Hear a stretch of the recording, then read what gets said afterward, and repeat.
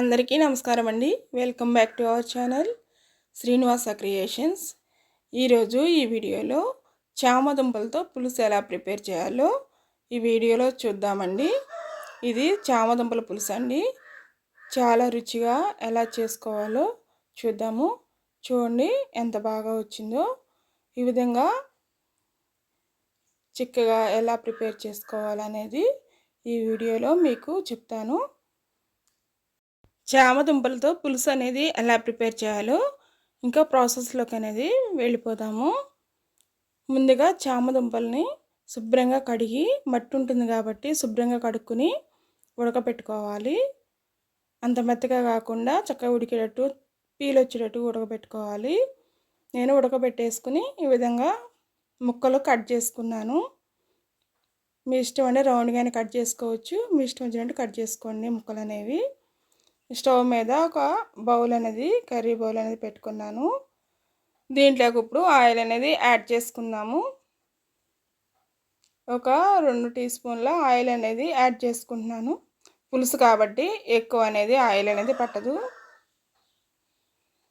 ఇప్పుడు దీంట్లోకి 1 tea spoon తాలింపు దినుసులు అనేవి యాడ్ చేసుకుంటున్నాను.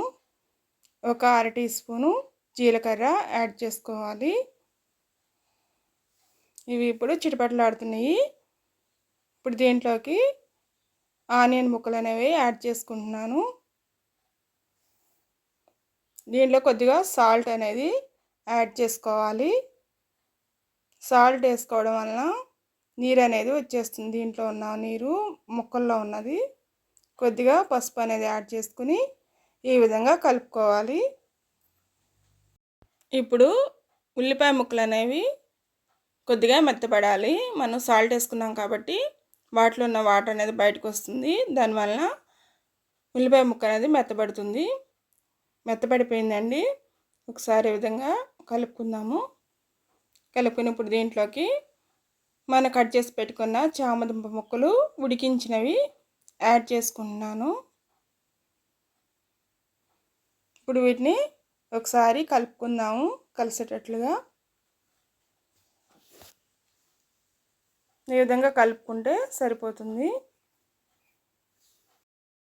మొత్తం ఈ విధంగా కలుపుకున్న తర్వాత ఇప్పుడు దీంట్లోకి కరివేపాకు అనేది యాడ్ చేసుకుందాము. తాలింపులు వేసుకుంటే కొంచెం మాడిపోతుంది. ఇలా వేసుకోవడం వల్ల ఫ్లేవర్ అనేది బాగా వస్తుంది. అందుకని నేను కరివేపాకు అనేది ఇప్పుడు యాడ్ చేసుకున్నాను. ఇప్పుడు ఒకసారి కలుపుకుందాము. కలుపుకుని ఇప్పుడు కర్రీకి సరిపడినంత ఉప్పు అనేది యాడ్ చేసుకుంటున్నాను. అదేవిధంగా కర్రీకి సరిపడినంత కారం అనేది యాడ్ చేసుకుంటున్నాను. మీరు ఇంకా స్పైసీగా తింటే కొద్దిగా కారం అనేది యాడ్ చేసుకోండి. ఇప్పుడు ఈ మొత్తాన్ని ఉప్పు కారం కలిసేటట్లుగా మొత్తం ముక్కలతో సహా కలుపుకోవాలి. ఈ విధంగా నేను చింతపండు అనేది ముందుగానే నానబెట్టుకున్నాను. రసం అనేది తీసుకున్నాను. ఇప్పుడు ఆ రసాన్ని యాడ్ చేసుకుందాము. ఇప్పుడు చింతపండు రసం అనేది యాడ్ చేసుకుంటున్నాను.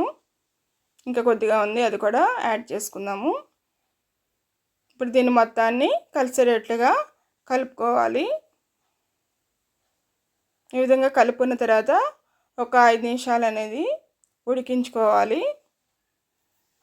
ఈ చామదుంపల పులుసు అనేది చాలా రుచిగా చాలా బాగుంటుందండి. దీంట్లో ఒక బెల్లం ముక్క యాడ్ చేసుకోవాలి. ఇలా బెల్లం ముక్క యాడ్ చేసుకోవడం వలన పులుసు అనేది మంచి రుచిగా ఉంటుంది. అందుకని బెల్లం ముక్క అనేది యాడ్ చేసుకున్నాను. ఇప్పుడు ఇదొక 2-3 నిమిషాలు ఉడికించుకుంటే బెల్లం ముక్క అనేది కరిగిపోతుంది. దీంట్లోకి ఇప్పుడు కొద్దిగా కొత్తిమీర పైనుంచి చల్లుకుంటున్నాను. మీరు వేసుకోవాలంటే వేసుకోండి, లేదంటే లేదు. కొత్తిమీర అనేది యాడ్ చేసుకుంటే యాడ్ చేసుకోవచ్చు, లేదంటే ప్రాబ్లం ఏం లేదు. ఒకసారి కలుపుకుందాము. అంతేనండి, ఈ కర్రీ చాలా బాగుంటుంది. దీని కాంబినేషన్గా ముద్దపప్పు నెయ్యి పెట్టుకుంటే చాలా టేస్టీగా ఉంటుంది. చూడండి ఎంత బాగా వచ్చిందో. చాలా రుచిగా చాలా బాగుంటుంది. ఒకసారి విధంగా ట్రై చేసి చూడండి. ఈ వీడియో నచ్చినట్లయితే లైక్ చేయండి. అలానే మన ఛానల్ని ఎవరైనా కొత్తగా చూస్తుంటే సబ్స్క్రైబ్ చేసుకోండి. మీ ఫ్రెండ్స్కి మీ బంధువులకి షేర్ చేయండి. హైపిన్ కూడా ప్రెస్ చేయండి. మళ్ళీ సరికొత్త వీడియోతో మళ్ళీ కలుద్దామండి. Thanks for watching.